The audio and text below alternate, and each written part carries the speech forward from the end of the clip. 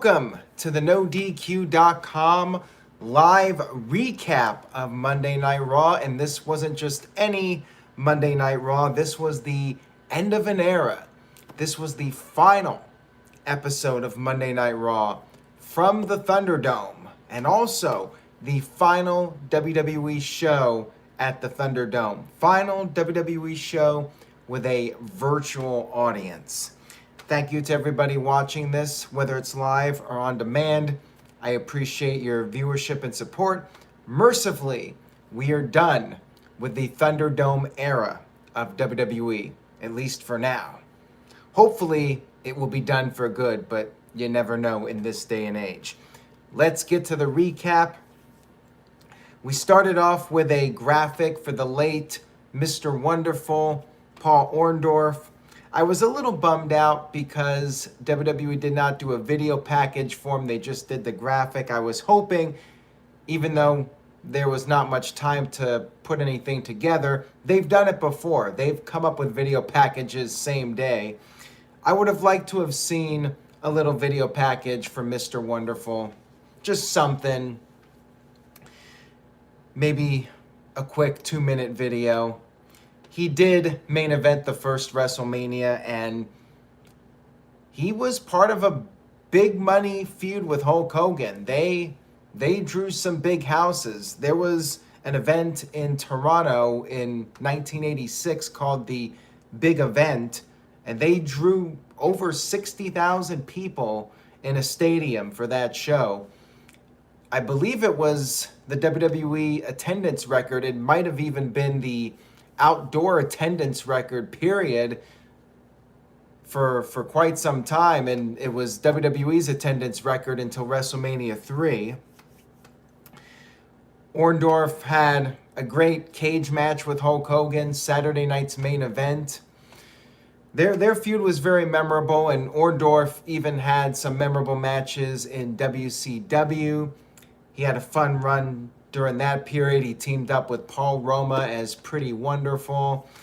And his entrance music in WCW was classic. He'll very much be missed, in my opinion.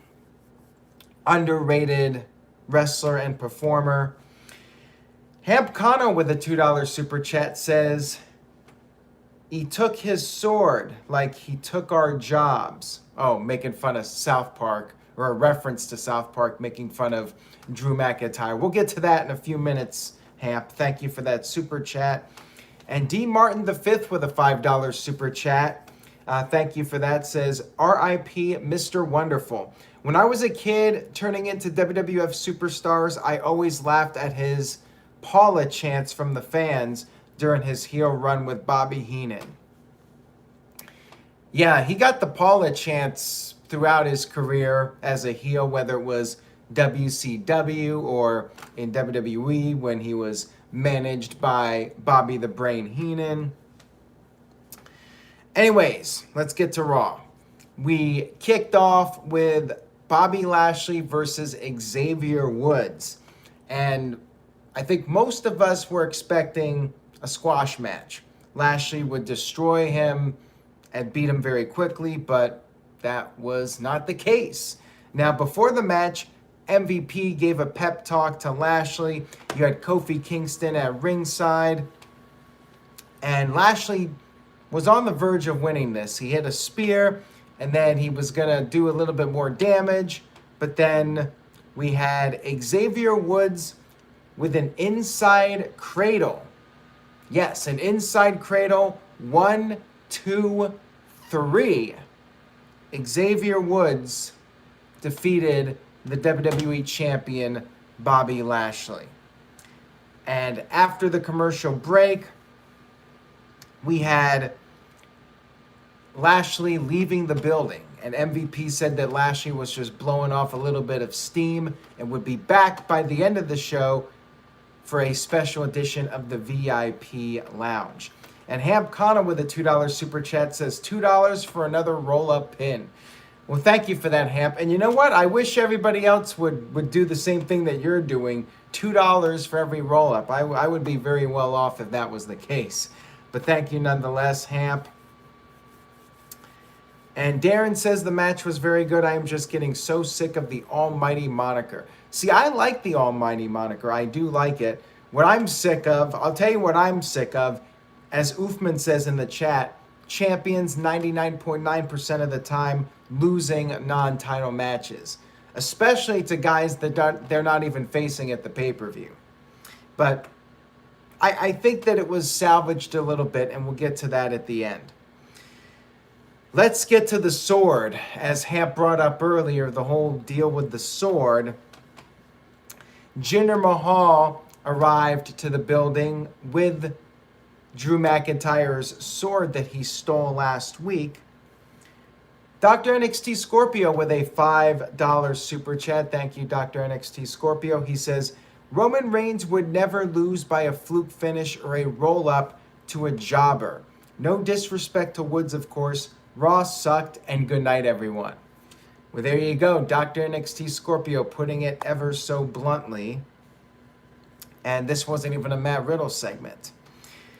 We had Jinder Mahal come to the ring and said maybe he took things a little bit too far stealing the sword. He had the sword underneath this little covering, this little piece of fabric.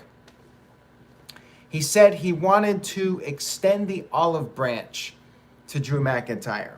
And McIntyre appeared on the screen, was a little bit skeptical of what was going on here. And he had good reason, because Mahal showed the new and improved sword, which was actually just the sword cut in half. And the joke turned out to be on Mahal, because McIntyre revealed that that sword was a replica sword. And McIntyre showed off the actual sword and said that he doesn't think Mahal's motorcycle is a replica. And he then decided to destroy Jinder Mahal's motorcycle. He just picked it apart piece by piece. And the cameraman, as Michael Wayne pointed out in the chat room, very shaky, like he was like this as Drew McIntyre was destroying the camera. Or not the camera. I wish he destroyed the camera. I wish he destroyed the cameraman. As McIntyre was destroying the motorcycle, the cameraman was shaking and just losing control of his bodily functions. This segment, I mean, how can anybody care about what's going on with these guys? Jinder Mahal and Drew McIntyre breaking swords, breaking motorcycles. Like, I just have no interest in any of this whatsoever. And it gets worse with McIntyre. We'll get to that in a few minutes here. Oh, Harold118 says it's unbelievable. It sounds like you're making this up. I wish I was. I really wish I was making this up. And thank you, Oofman. He says, everybody make sure to hit the like button on this video. Yes, believe it or not, clicking on the like button actually helps with the YouTube algorithm. So if you guys can, please give it a like and leave a comment. Tell me your favorite thing that happened in the Thunderdome during this run. The Thunderdome / pandemic era. Leave a comment on YouTube, your favorite Thunderdome moment. Let's get something positive going here as far as discussion goes. Your favorite Thunderdome moment in the YouTube comments. All right, so moving on here. We had a fatal four-way match. Nikki Ash versus Asuka versus Alexa Bliss versus Naomi. Before the match, Nikki and Riddle had a little comedic moment, if you want to call it that. Walter Cruz with a $2 super chat. Thank you, Walter. Says, lucky Russo isn't there, Vince Russo, or there would be a sword on a pole match. That sounds actually more violent than it would probably turn out to be. Like on paper, that sounds like a very violent type of match, a sword on a pole match. Just, I don't know, it sounds violent at least. You know, in WWE, you know it would not be violent, but it just sounds that way. So anyways, fatal four-way match, and you had Eva Marie and Doudrop coming down to ringside, and Alexa Bliss went to the outside, and she started scaring Eva Marie. Eva took off her shoe and was threatening Alexa with it, but Alexa just screamed at her. Doudrop then attacked Alexa, threw Alexa over the barricade, and then Alexa just disappeared. I guess that explains last week. Maybe when Alexa gets thrown into a barricade or thrown over a barricade, she just disappears. Maybe it's like a video game glitch. You know, in the video games, like sometimes you throw a guy into a wall and that person just disappears and warps to a different part of the arena. Maybe that's what happens with Alexa Bliss. You throw her somewhere and she disappears because she was gone from the match after this. She was glitched out of the Thunderdome. I wish they had done more with the Thunderdome, by the way. Considering this was the final Thunderdome show, they really did not do much of anything as far as like maybe some kind of crazy special effect, somebody being thrown into the LED screens or somebody jumping off the LED screens. I thought they were going to do something with Jeff Hardy too to like get him back on track, especially if he's coming back with no more words in a week or two or whenever he shows up again. I thought maybe Jeff Hardy would do like a swanton off the top of the Thunderdome screens and they could have a crash pad and, you know, do something cool with Jeff Hardy. They didn't do that. They didn't break or destroy anything. Obviously, this was taped before SmackDown, so they had to keep everything intact for SmackDown, but they could have brought in a few Raw guys on Friday and done a little stunt at the very end, but they didn't do it. Nothing. So that was a little disappointing. Walter Cruz with the $2 super chat, thank you for that, says, will the PG era probably be the keys to the motorcycle? I'm not sure what you meant by that comment, unless I'm reading it wrong, but thank you for that nonetheless, Walter Cruz. And Hap Khanna with the $2 super chat says, there was a crowd fighting glitch on WWE No Mercy. See, I thought there was something on one of those games where there was some kind of glitch involving the crowd, at least. Dwayne Atkinson with a $2 super chat. Thank you, Dwayne. Says, best Thunderdome moment? Bayley. Real MVP, in my opinion. Well, I'm not sure if there's any specific moment, but Bayley definitely had a lot of memorable segments, especially when her and Sasha Banks were doing their storyline. Although a lot of their best segments were pre-Thunderdome when we were still at the Performance Center, in my opinion. But I'm trying to think of my favorite Thunderdome moment. Probably anything with Roman Reigns, actually. Whether it's Roman Reigns doing his promo when he was feuding with Jey Uso. That was a great promo. Or just any of the Roman Reigns matches on pay-per-view at the Thunderdome were my favorite moments. When Roman Reigns was trash talking, all that stuff, to me, those were the highlights of the Thunderdome and that whole rise of the head of the table. When we think back to the Thunderdome, like what really stood out, I think it has to be the stuff with Roman Reigns. And Bayley's stuff would definitely be up there as well. All right, so anyways, back to the match. It became a triple threat after Alexa disappeared. And Nikki Cross ended up picking up the victory when she countered the Asuka lock into a pinfall. So Asuka takes another L. Nikki Cross gets her win back from last week. But after last week, I really don't care about Nikki Cross's character anymore. And poor Asuka, she's basically an afterthought now. Her push has ended. They're not doing anything with her. That sucks. So, yeah. What wasn't much here. Didn't really care about this match. You know, it was just one of those matches. You're building momentum for the pay-per-view. You know, kind of boring stuff, in my opinion.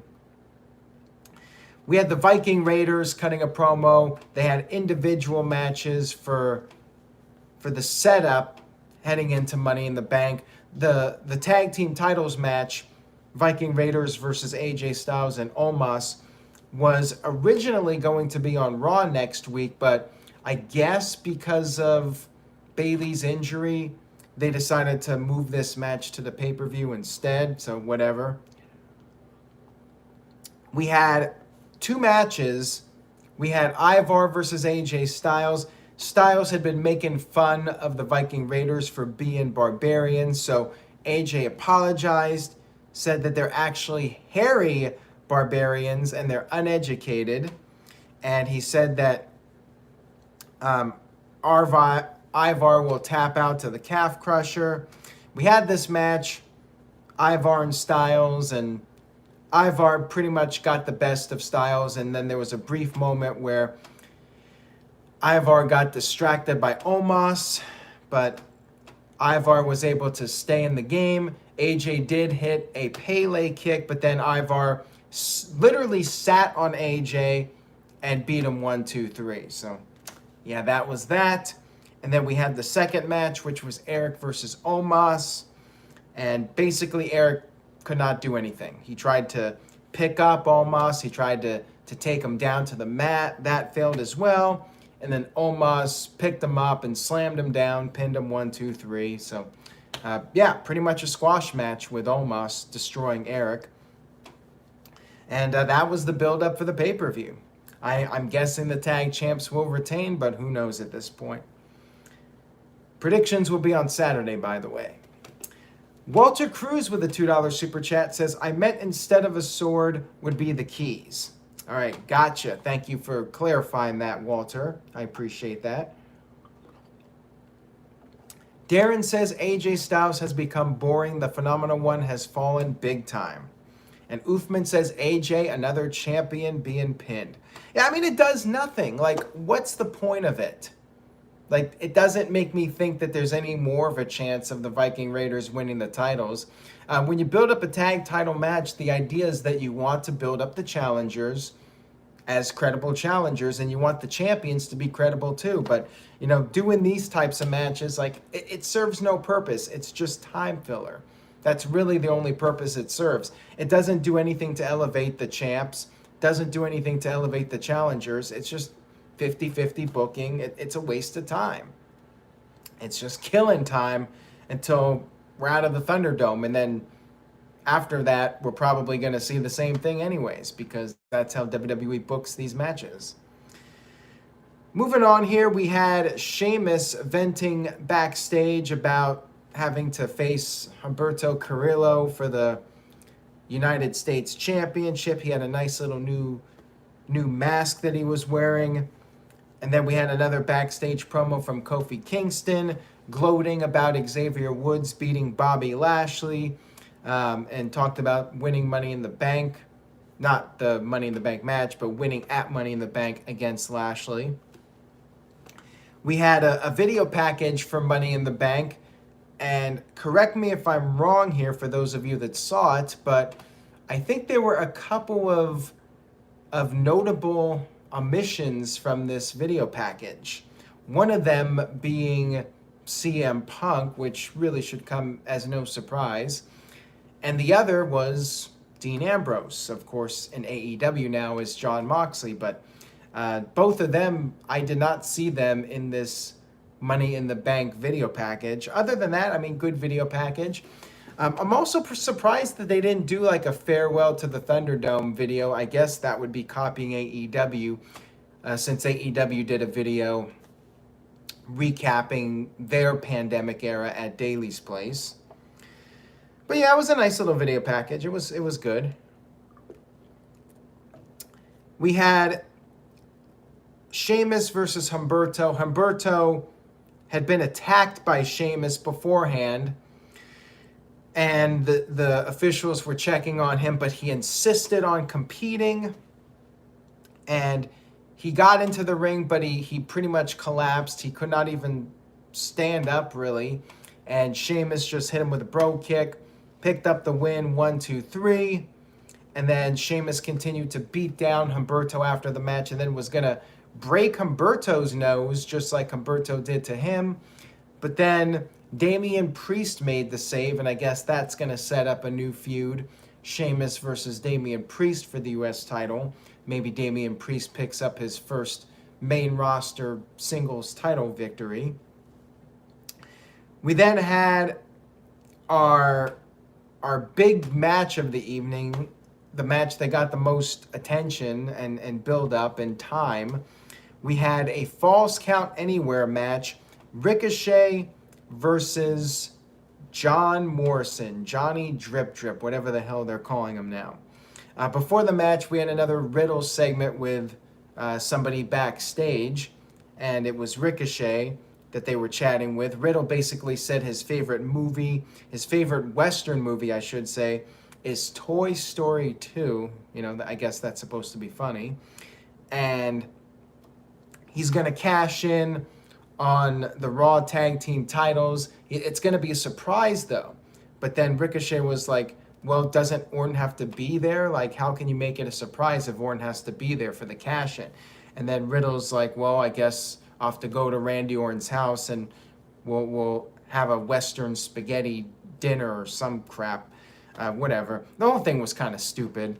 So anyways, we had this Falls Count Anywhere match. And Kurapika wants to know what happened to Orton. They're just keeping him off TV until, I guess, Sunday or Monday or whenever. I'm guessing he will be back at any point now, and we'll see where this storyline goes with Matt Riddle. So anyways, Ricochet up against Morrison. It was a fun match. I mean, this was definitely the highlight of the show, in my opinion. Morrison tried to use Miz's wheelchair as leverage for a pinfall, and Ricochet hit a 450 off the barricade, got a near fall, and then Ricochet did this flying moonsault off the top onto Morrison, and then he tried to do a dive to the outside onto Morrison, but Miz shielded Morrison, and Ricochet was just like, hell with that. He just flew over Miz in the wheelchair and landed on Morrison, and then they fought in the backstage area. They fought back at ringside. Miz used the drip stick, which is still a thing. Oh, and I forgot to mention before the match, Miz and Morrison sprayed Riddle and Ricochet with the drip sticks, and Miz ran over Riddle's foot. And that pretty much set up the end of this match because Miz was interfering and Riddle showed up. He grabbed the Miz and he just pulled the wheelchair down to the ground, and Miz was trapped. Miz was acting very over the top, so we had a little comedy here. And there was a ladder bridge that was set up, and Morrison got laid out on the bridge. Ricochet did a big splash through the ladder and pinned John Morrison. And yeah, this was a fun match. I enjoyed it. The comedy was a bit goofy, but the match itself was really good. Definitely the highlight of the show, in my opinion. Marcus Steele Wright says, I'm hoping for a Morrison Money in the Bank win. Well, don't count on it. I think he's probably the biggest underdog in this match. I think even Ricochet, and I know somewhere out there Psycho Jet Black is not going to like this comment, but I think Morrison's even more of an underdog at this point than Ricochet in this match. Darren says Riddle is hilarious. It depends. The stuff with Randy Orton is really good, but yeah, some of these segments are cringy. It just depends. Some segments are better than others. It's uneven, in my opinion. But Riddle's had some funny moments, and he could end up winning Money in the Bank. We'll see. We had a backstage segment with Natalya and Tamina. Mandy Rose and Dana Brooke were laughing at them. Another one of these backstage segments, and Tamina ended up shoving Dana. Dana was mad, but Mandy told her to wait. They're going to bide their time. We had a Drew McIntyre backstage promo, and he talked about Money in the Bank perhaps being his last opportunity to reach the top of the mountain. And he then started telling another story about getting too close to the sun, but he is Scottish A beef or some crap that he said. I hate these promos. I'm done talking about it. We had our next match, which was Rhea Ripley versus Natalya. And it was a pretty decent match, I guess. Fairly lengthy. Rhea went for a running drop kick on the outside, but Natalya moved and Tamina got hit. And I thought for sure we were going to get some kind of interference from Tamina, but no. It actually was a clean finish. Natalya got the sharpshooter on, but Rhea broke out of it. Natalya got sent into the corner, and then Rhea hit the riptide, picked up the 1-2-3 victory. And then after the match, Charlotte came in with a chop block and then put on the figure 4, taking out Ria Ripley. And yeah, it was pretty standard stuff. Rhea gets a win, build her up as champion. I guess, if anybody's going to lose, I guess the tag team champions losing is better than the singles champion losing. And then we had our final segment. The final Thunderdome segment was the MVP lounge with MVP and the ladies. He introduced MVP introduced Lashley. Lashley did not show up right away. Finally, he appeared. He was very disheveled, was very upset. Lashley said that everything Kofi Kingston said was true. Lashley said he should have dismantled Xavier Woods, and he said that while he appreciates everything MVP has done up to this point, the bullshit needs to stop now. And he did say the word bullshit, so I guess the Attitude Era is back. The pandemic era is over. Maybe we're getting the return of Attitude Era. No, we're not. But he said bullshit, so I popped for that. And he said he's going to destroy every single soul from this point forward. He started destroying the VIP lounge, so something got destroyed. Wasn't the Thunderdome, but the VIP lounge did get torn apart. And Lashley said he's gonna tear Kofi in half, and he hopes Kofi is ready for the fight of his life. Lashley vowed to end the career of Kofi Kingston this Sunday at Money in the Bank. And that, my friends, was the final moment of the Thunderdome era. I will say, I think Lashley did a really good job with this final promo. I liked it. Overall, I thought Raw was pretty boring.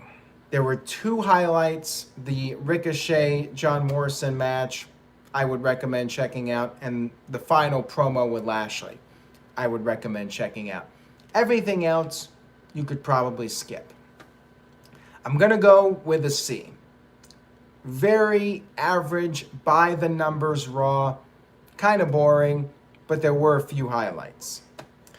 Walter Cruz with a $5 super chat says, waited until the end, but I wanted to say RIP to Mr. Wonderful. He had a great theme. Sucks that so many people are gone from my childhood. Well, at least he made it past 70, which unfortunately you cannot say for a lot of wrestlers from his era. So he did make it to a relatively old age, but yeah, it's what's sad to me is that he never really got the recognition. I mean, he got into the Hall of Fame, but like he was almost forgotten about in WWE history. He left in early 1988. He went to WCW, had a pretty good run there, but like he never appeared on television like until like I think 2014. Other than that Hall of Fame induction, I remember he showed up for Hulk Hogan's little shindig that he had in the summer of 2014. He came out to that music and got like no reaction from the fans. Like pretty much nobody knew who he was. And I think that really sucks. Go watch the first WrestleMania. He was in the main event. Watch that big event match with Hogan in Toronto, August 1986. Watch that cage match with Hogan. And try to watch some of his old pre-WWE stuff. He was a pretty big deal and very highly regarded by a lot of people in the industry. So anyways, letter grades for the show. I'm seeing a lot of C's. Darren, Walter, Michael Wayne, Game Is On 100 all gave it a C. Anthony liked it a little bit more with a B. Matt Helms with a C-. Israel Diaz with a D. And Mohammed with a C-. Oofman Entertainment with a $5 super chat. Thank you very much for that, Oofman. I appreciate it. He says, with the passing of Mr. Wonderful, only Hogan, Mr. T, and Bob Orton remain from everyone involved with the main event of WrestleMania 1. Yeah, half the main event is gone now. I mean, Bob Orton was on the outside of the ring. It was Roddy Piper, and Orndorff as the actual team for the match. So yeah, only one half of the WrestleMania main event is left. And Jimmy Snuka was in the corner. He's no longer with us. Walter Cruz says, shows how old we're getting, Aaron. Yeah, very true. I just feel bad that Orndorff didn't get a video package on Raw. I guess that bothers me a little bit, just because he was part of the boom period of the WWF in the 80s. He was a pretty big part of it. Main evented the first WrestleMania, had that run with Hogan, which did a lot of big business.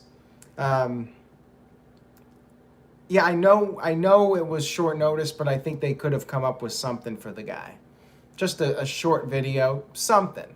You know, they work fast. They could have inserted it in. They could have cut a few minutes out of one of these meaningless matches that they had. But yeah, they didn't do it. They just did the graphic. Maybe on SmackDown they'll do something, but I'm not counting on it. I guess they could do something on NXT too. Anyways, guys, thank you for tuning in. We're done with virtual fans. Wednesday, we got AEW. I'll be back for NXT on Tuesday night. We'll be talking about that. Maybe we'll see a new champion crowned. We'll see. Anything can happen. There's talk about Karrion Kross going to the main roster. Samoa Joe is the special enforcer. No DQ review on Thursday. SmackDown in Dallas, Texas. Saturday night, 7 p.m. Eastern, 4 p.m. Pacific. Before the Slammiversary pay-per-view, we'll be doing our predictions for Money in the Bank. And then Sunday, Money in the Bank, Fort Worth, Texas. Going to be a fun show. I'll be back after that for a recap. Make sure you guys subscribe, tell a friend, and again, leave a comment on YouTube, your favorite Thunderdome moment. Take care, everybody. Enjoy your week. Going to be a fun one for wrestling fans, and I will see you guys next time.